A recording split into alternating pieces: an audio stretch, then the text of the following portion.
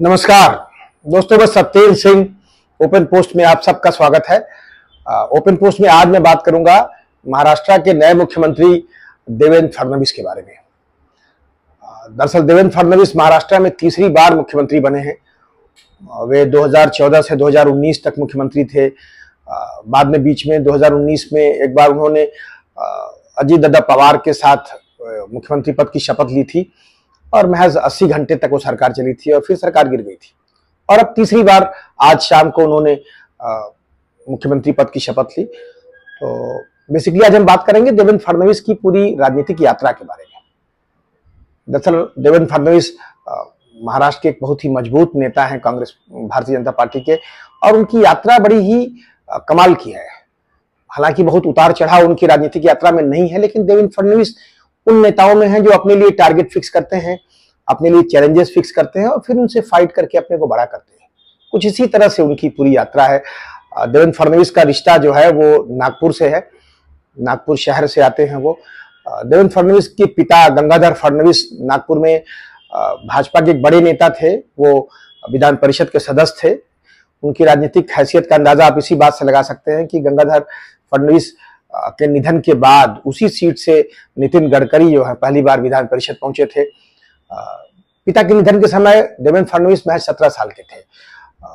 हालांकि छात्र जीवन से वो एबीवीपी के साथ जुड़े रहे, लेकिन 1992 में देवेंद्र फडणवीस पहली बार नागपुर के नगरपालिका के लिए पार्षद चुने गए।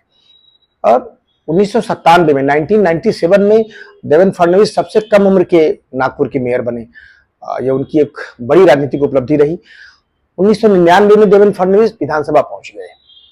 तब से वो लगातार महाराष्ट्र की राजनीति में सक्रिय रहे। देवेंद्र फडणवीस ने महाराष्ट्र की राजनीति के तमाम धड़ों को साधा। महाराष्ट्र की राजनीति में मूलतः दो धड़े बहुत सक्रिय थे लंबे समय तक। एक तरफ नितिन गडकरी का धड़ा था, दूसरी तरफ गोपीनाथ मुंडे का धड़ा था। दोनों को साधने में सफल रहे। हालांकि देवेंद्र फडणवीस की राजनीतिक शुरुआत गडकरी का हाथ पकड़ के नागपुर में हुआ था, लेकिन बाद में उन्होंने मुंडे साहब को भी साथ लिया था। 2013 में देवेंद्र फडणवीस भारतीय जनता पार्टी के प्रदेश अध्यक्ष बने। 2014 में मोदी भारतीय राजनीति के पटल पे आए और छा गए, और यहीं पर फिर से जब महाराष्ट्र का चुनाव हुआ तो उस वक्त भारतीय जनता पार्टी महाराष्ट्र में शिवसेना से अलग हट करके अकेले लड़ी थी। इस चुनाव में लगभग सारी पार्टियां अकेले अकेले लड़ी थी। इसमें भारतीय जनता पार्टी ने अच्छा परफॉर्म किया था। 122 सीटें भाजपा को मिली थी। हालांकि देवेंद्र फडणवीस भाजपा के अध्यक्ष थे, लेकिन मुख्यमंत्री कौन होगा इसको लेकर के काफी कयास लगाए जा रहे थे उस वक्त। और लेकिन नरेंद्र मोदी ने अपनी शैली में देवेंद्र फडणवीस को जिम्मेदारी सौंपी। देवेंद्र फडणवीस पहली बार मुख्यमंत्री बने।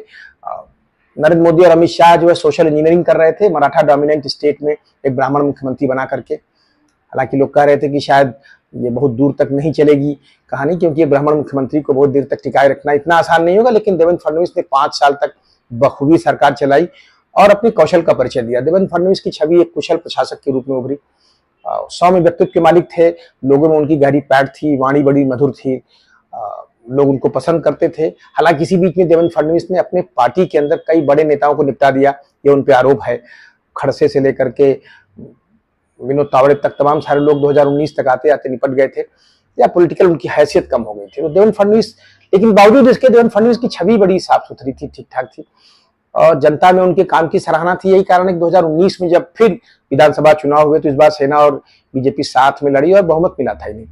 लेकिन यहाँ पर शिवसेना ने जो है सरकार बनाने से इनकार कर दिया, क्योंकि उद्धव ठाकरे मुख्यमंत्री पद के सवाल पे अड़ गए थे।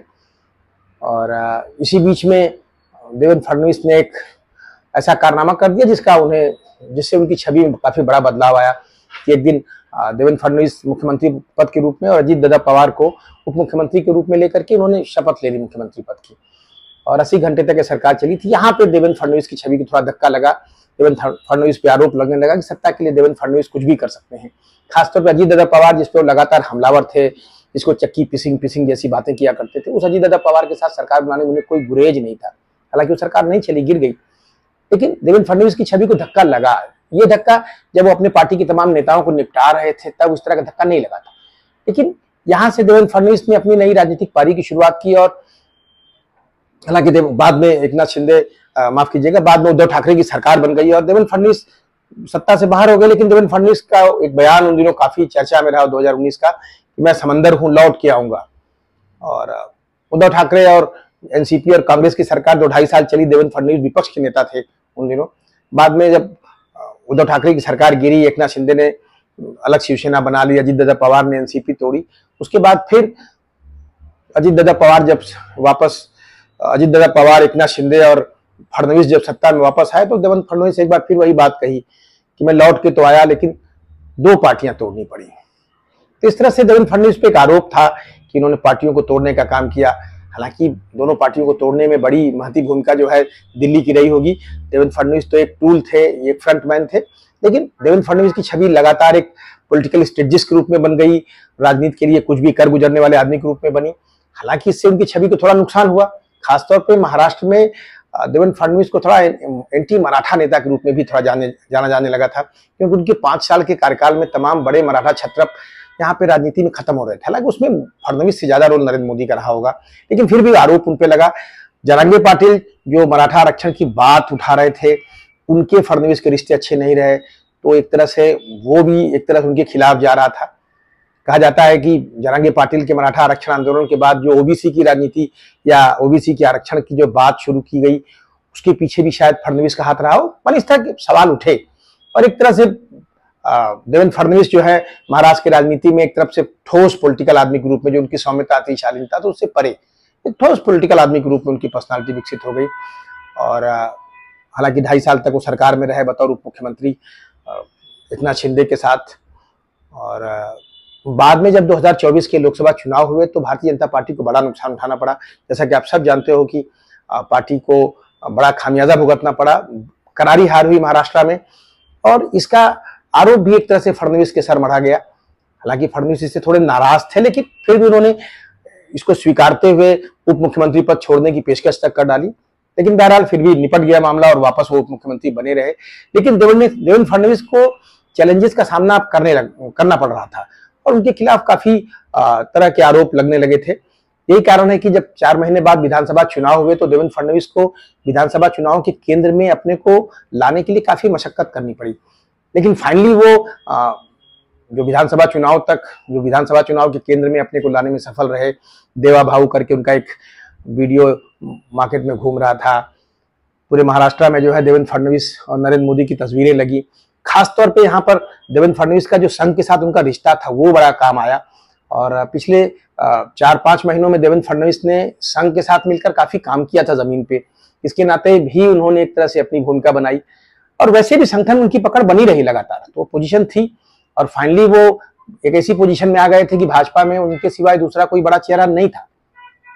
देवेंद्र फडणवीस ने इस दरमियान अपनी छवि को बदलने की भी कोशिश की। हिंदुत्व का एक छवि उन्होंने अपने साथ ओढ़ना शुरू किया। समय समय पर वो वोट जिहाद की बात करते नजर आए ताकि वो संघ परिवार के बेहतर चेहरे के रूप में स्टैब्लिश हो पाए, और वो सफल भी रहे इसमें। तो कुल लेकर के यहाँ आते आते देवेंद्र फडणवीस ने बड़ी ही मजबूती के साथ अपने आप को पुश किया। और आज देवेंद्र फडणवीस भाजपा के एक ऐसे नेता हैं जो एक तरह से उनका कोई विकल्प नहीं है, उस मोड़ तक उन्होंने पहुंचा दिया था।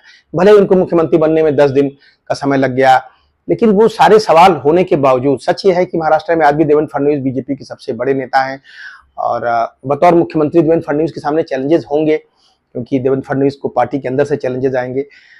और देवेंद्र फडणवीस को एक गठबंधन सरकार चलानी है, उसमें भी एक तरह से अजीत दादा पवार और एकनाथ शिंदे को साधना है। एकनाथ शिंदे को लेकर अभी भी विवाद बना हुआ है कुछ, तो इसमें उनको दिक्कतें होंगी, लेकिन फिर भी वो कौशल के नेता हैं, बड़ी राजनीतिक गहरी समझ रखते हैं और दूर तक सोचते हैं, शायद दूर तक सपने भी देख रहे होंगे। भारतीय राजनीति में उनके लिए काफी बड़ा आकाश है, काफी संभावनाएं उनके सामने हैं, क्योंकि उनकी उम्र अभी ठीक ठाक मोड़ पे है, काफी लंबा उम्र है उनके पास।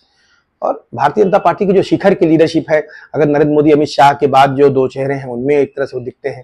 खासतौर पर महाराष्ट्र के मुख्यमंत्री के रूप में अगर वो अब 5 साल अच्छा परफॉर्म करते हैं, उनका कद और बड़ा हो सकता है।